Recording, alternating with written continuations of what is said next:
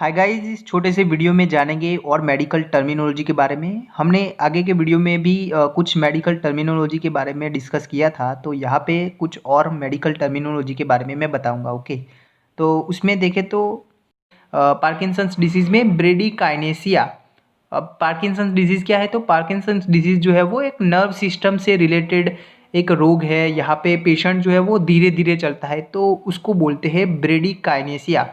ब्रेडी मतलब कि स्लो, और काइनेसिया काइनेटिक जो है वो गति से रिलेटेड है, मूवमेंट से रिलेटेड वर्ड है। तो ब्रेडिकाइनेसिया मतलब कि ऐसे धीरे धीरे चलता है, तो उसको बोलेंगे ब्रेडिकाइनेसिया, और ये पार्किंसंस डिसीज़ में देखने को मिलता है।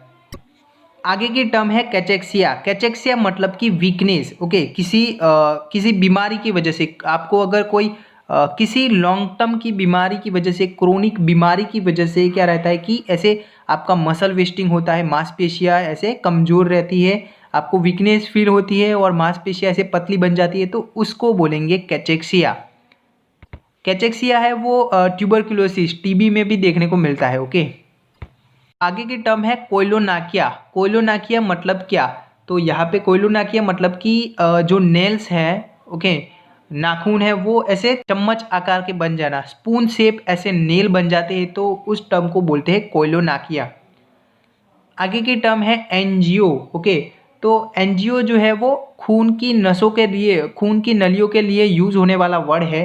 तो उसमें देखें तो एंजियोग्राम होता है, देन एंजियोग्राफी, जो कोरोनरी आर्टरीज रहती है, हृदय की जो नलियाँ रहती है, उसकी जांच करने के लिए कि उसमें कोई रुकावट तो नहीं है, तो उसके लिए जो टेस्ट होता है उसको बोलते हैं एंजियोग्राफी। मतलब कि ये खून से रिलेटेड है। ओके, खून की नलियों से रिलेटेड है। आगे की टर्म है SOS। ओके, तो मतलब कि अगर आपको ज़रूरत है तब ही ले, ये जो है वो डॉक्टर जो है वो प्रिस्क्रिप्शन लिखते हैं, तो उसमें कई बार ऐसा लिखा होता है SOS, मतलब कि आपको अगर इस दर्द हो रहा है तो ही आप दर्द की दवाई ले, तो उसके पीछे SOS लिखा रहता है। प्रिस्क्रिप्शन लेटर में और भी लिखा रहता है, जैसे कि AC लिखा होता है। तो एंटेसिबम मतलब कि आपको खाने से पहले लेनी है ये गोली। उसके अलावा देखें तो PC लिखा होता है, मतलब कि पोस्ट सिबम, मतलब कि आपको खाने के बाद लेनी है ये गोली।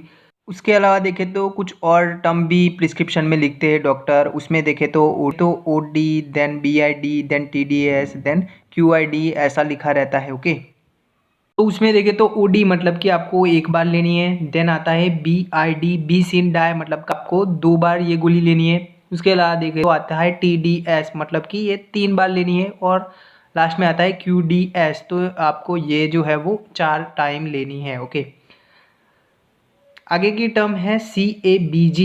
CABG ये मतलब क्या? तो CABG मतलब कि coronary artery bypass graft. Okay, जो बाईपास लगवाते हैं हार्ट में, हृदय में, तो उसको ऐसे लिखते हैं मेडिकल टर्म में CABG।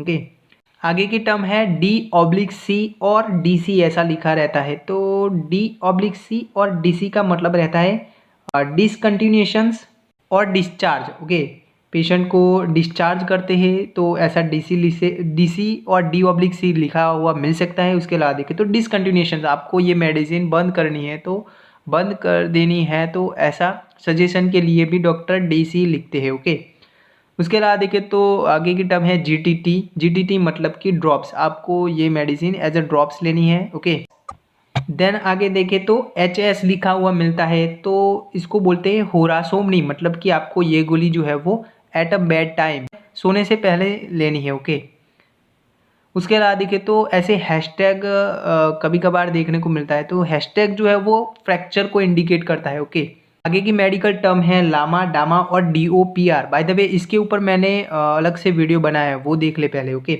उसमें लामा मतलब कि left against the medical advice, और डामा मतलब कि discharge against the medical advice, और DOPR मतलब कि डिस्चार्ज ऑन पेशेंट रिक्वेस्ट।